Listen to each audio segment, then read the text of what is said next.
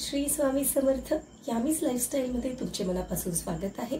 आजचा आपला व्हिडिओ श्री स्वामी समर्थ सेवा व आध्यात्मिक विकास मार्ग दिंडोरी प्रणीत श्री नवनाथ भक्तिसार या ग्रंथाचे पारायण कसे करावे याविषयी माहिती आहे। या व्हिडिओमधून श्री नवनाथ भक्तिसार ग्रंथाचे पारायण कसे करावे, कोणी करावे, किती पाठ करावेत, नियम कोणकोणते पाळावेत, समाप्ती कशी करावी, महानैवेद्य काय बनवावा यांविषयी परिपूर्ण माहिती देण्याचा प्रयत्न केलेला आहे। तरी व्हिडिओ पूर्ण नक्की बघा आणि आवडल्यास लाईक, शेअर, सबस्क्राईब करायला विसरू नका। श्रावण महिना हा भक्तीचा व्रतवैकल्यांचा महिना, त्यामुळे श्रावणात घरोघरी शिवलीलामृत, गुरुचरित्र यांचे वाचन केले जाते। त्यासोबतच श्री नवनाथ भक्तिसार पारायण केल्यास उच्च कोटीचे पुण्यफळ प्राप्त होते। नवनाथ भक्तिसार या मोठ्या ग्रंथात 40 अध्याय असतात। हे पारायण 9 दिवसात पूर्ण करायचे असते, परंतु वेळेअभावी अनेक जणांना इच्छा असूनही मोठे पारायण करता येत नाही। त्यामुळे धकाधकीच्या जीवनात बदलत्या जीवनशैलीनुसार श्री नवनाथ भक्तिसार ग्रंथाचे पारायण जास्तीत जास्त भक्तांना करता यावे या उद्देशाने दिंडोरी प्रणीत नवनाथ भक्तिसार हा ग्रंथ तयार करण्यात आलेला आहे। नवनाथ भक्तिसार या 40 अध्यायी ग्रंथाचा सारांश 900 श्लोकी नवनाथ भक्तिसार या ग्रंथात करण्यात आलेला आहे। यात एकूण 9 अध्याय आहेत। प्रत्येक अध्यायात 100 ओळी आहेत। असा हा 900 ओव्यांचा ग्रंथ आहे। तर सुरुवातीला हे पारायण कधी व कुणी करावे हे जाणून घेऊया। तर दर गुरुवार, पौर्णिमा तसेच विशेष तिथी, श्रावण महिना अशा शुभ तिथीला हे पारायण केल्यास उत्तम फळ मिळते। तसेच हे पारायण स्त्री किंवा पुरुष कुणीही करू शकते। तसेच जेव्हा तुमच्या मनाची इच्छा झाली तेव्हा सुद्धा तुम्ही मनोभावे पारायण केले तरीही हरकत नाही। फक्त नियमांचे काटेकोर पालन करावे। तर हे पारायण करताना कोणकोणते नियम पाळावेत हे आपण पाहूया। पारायणाचे परम श्रद्धेने आणि एकाग्र मनाने वाचन करावे। वाचन करताना कुणाशीही बोलू नये। रात्री एखादी चटई किंवा घोंगडीवर झोपावे। ब्रह्मचर्याचे काटेकोर पालन करावे। मांसाहार पूर्णतः वर्ज्य करावा। तसेच कांदा, लसूण खाऊ नये। मासिक धर्मात पारायण वाचन करू नये। सूतक काळात देखील पारायण वाचू नये किंवा कुणाच्या दारावरही जाऊ नये। परान्न ग्रहण करू नये। एक अन्न ग्रहण करावे। द्विदल धान्य खाऊ नये। साधी नेहमीची पालेभाजी, पोळी किंवा दूध पोळी यांचे सेवन करावे। सत्य बोलावे। आपल्याला काही अडचण आल्यास दुसऱ्यांकडून पारायण पूर्ण करून घ्यावे, परंतु पारायण अर्धवट सोडू नये। जसे की मासिक धर्म, सूतक या काळात। पारायण काळात उपवास करण्याची आवश्यकता नाही। वाचन झाल्यावर पोथी लाल रंगाच्या कोऱ्या कापडात गुंडाळून ठेवावी। पोथी वाचनापूर्वी संपूर्ण घरात गोमूत्र शिंपडावे। काळे वस्त्र वापरू नये। इतर कोणताही रंग वापरला तरी चालेल। तसेच कपडे, केस यांवर कोणत्याही प्रकारची अढी येऊ नये। जसे की स्त्रिया वेणी घालताना केसांची एकावर एक पूड घेऊन त्याची वेणी घालतात, त्यात केसांना अढी पडते। तसेच पॅन्ट, परकर यांची नाडी बांधताना देखील अढी पडते। तर तशी अढी पडू नये म्हणून साधारणतः इलेस्टिकचे कपडे वापरावेत आणि पूजा वाचन करताना वेणी घालू नये। डोक्यावरून रुमाल, ओढणी किंवा पदर घ्यावा। आता आपण 900 श्लोकी पारायण कसे करावे हे बघूया। त्यासाठी आपल्याला आधी संकल्प करणे आवश्यक आहे। हे पारायण तुम्ही संकल्पयुक्त करू शकता, म्हणजे तुमच्या मनातील काहीतरी इच्छा पूर्ण करण्यासाठी संकल्प करून तुम्ही हे पारायण करू शकता। याची 9 किंवा 36 पारायणे करता येतात। तसेच तुम्ही नित्यसेवेमध्ये दररोज 1 अध्याय देखील वाचू शकता। तसेच दर गुरुवार, पौर्णिमेला सुद्धा 1 दिवसीय पारायण करू शकतात। त्यासाठी एका दिवसात संपूर्ण 9 अध्याय वाचावे लागतात। 9 दिवसीय 9 पारायणे करण्यासाठी एका दिवसात 9 अध्याय वाचावे लागतात, म्हणजे 9 दिवसामध्ये 9 पारायणे पूर्ण होतात। 9 पारायणे करताना समाप्ती शुभ दिवशी येईल या हिशोबाने पारायणांची सुरुवात करावी। आता आपण बघूया की पारायणासाठी पाठ मांडणी कशी करावी। पूजेसाठी तुम्ही वेगळा स्वतंत्र पाठ मांडला तरी चालतो, किंवा देव्हाऱ्यात जागा असेल तर तिथेच नवनाथ भक्तिसार पोथी नैवेद्य ठेवून घेतला तरी सुद्धा चालतो।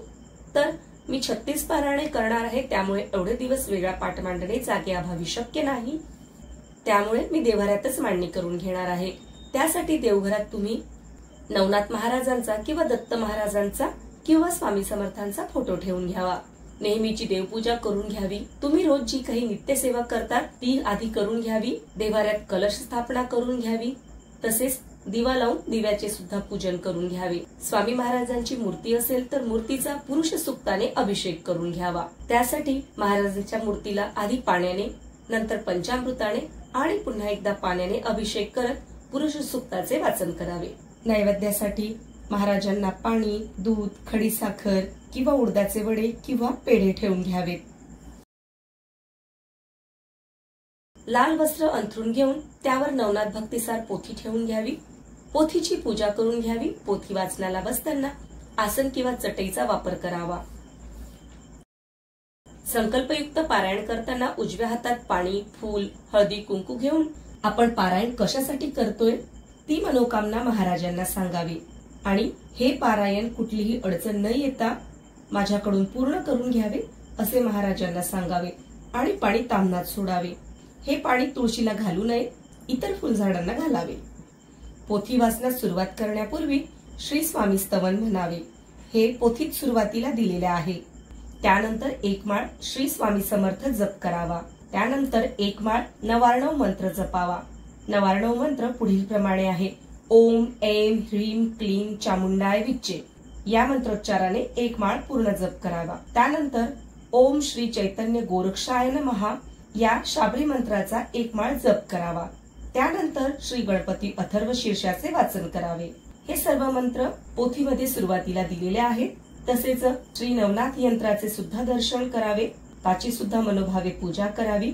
श्री नवनाथांचा मंत्र जाप करावा. गोरक्ष जालंधर चरपटांश अभंग कणिफ मच्छिंद्र राज्ञा चौरंगी रेवानक भर्तरी संज्ञा भूम्या बभवू नवनाथ सिद्धाहा या नवनाथ मंत्राचा जप करावा. त्यानंतर संकल्प मंत्र म्हणावा.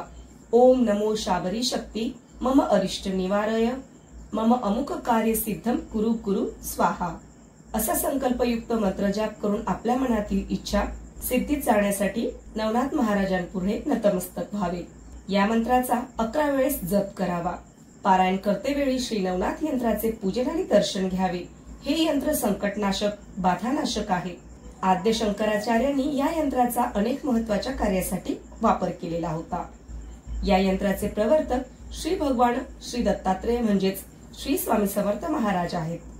या सर्व सेवा पूर्ण झाल्यानंतर नवनाथ भक्तिसार ग्रंथातील अध्याय वाचनास सुरुवात करावी. सर्व सेवा करण्याआधी पोथीची मनोभावे पूजा करून घ्यावी. साधारणतः 1.5 ते 2 तासात हे पारायण सहज पूर्ण होते. त्यामुळे एका बैठकीत ही पोथी वाचून होते. म्हणून उठबस न करता एकदा बसल्यानंतर संपूर्ण 9 अध्याय वाचून झाल्यावरच उठावे.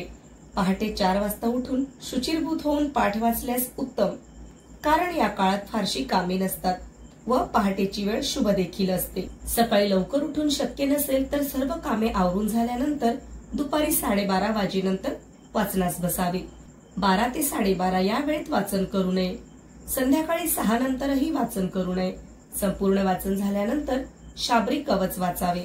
हे देखील पोथीमध्ये 9वा अध्याय संपल्यानंतर लगेच दिलेले आहे. तुम्ही तिथून याचे वाचन करू शकता.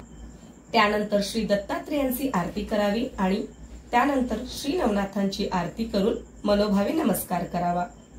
त्यानंतर श्री नवनाथांचा मंत्र जाप करावा. पारायण काळात सकाळ संध्याकाळ आपण जो स्वयंपाक करतो त्याचा नैवेद्य महाराजांना दाखवावा. त्यानंतर आपण अन्न ग्रहण करावे. नवनाथ महाराजांना भस्म अतिशय प्रिय आहे, म्हणून फोटोला दररोज भस्म लावावे. 9 पारायणे पूर्ण झाल्यानंतर शेवटच्या दिवशी उद्यापन करावे. उद्यापन करताना 9 मुलांना जेवू घालावे. मुलांना बोलवावे, मुलींना बोलवू नये. 9 मुलांना घरी बोलवून जेवू घालणे शक्य नसेल तुमच्या यथाशक्ती प्रसाद, फळे, कपडे इत्यादी दानधर्म केला तरी सुद्धा चालेल. तसेच उद्यापनाला महानैवेद्य बनवावा. त्यात तांदूळ व मुगाची खिचडी, उडदाचे वडे, दही किंवा ताक, हरभऱ्याच्या घुगऱ्या, खीर यांपैकी तुम्हाला शक्य झाले ते पदार्थ जरूर करावेत. आधी देवाला नैवेद्य दाखवावा आणि त्यानंतर सर्वांना भोजन द्यावे. या काळात शक्य तेवढा दानधर्म करावा आणि पारायण काळात दिवसभर ओम श्री चैतन्य गोरक्षाय नमः असा सतत मंत्र जाप करावा. परम श्रद्धेने आणि एकाग्रताने पारायण करावे. कुठलीही भीती बाळगू नये. चिंता न करता निर्मळ अंतःकरणाने सेवा करावी, म्हणजे आपल्या पारायणाचा हेतू जरूर सफल होतो. भूतबाधा, जादूटोना, टोटके, शापताप, तळतळाट या बाधांपासून मुक्त होण्यासाठी नवनाथ पारायण करणे ही खूप प्रभावी सेवा आहे. मला आशा आहे की तुम्हाला ही माहिती महत्वपूर्ण वाटली असेल. दिव्यत्वाचा अनुभव तुम्हाला घ्यायचा असेल तर आयुष्यात एकदा हे पारायण जरूर करा आणि शक्य तेवढ्या नियमांचा पालन करण्याचा प्रयत्न देखील करा.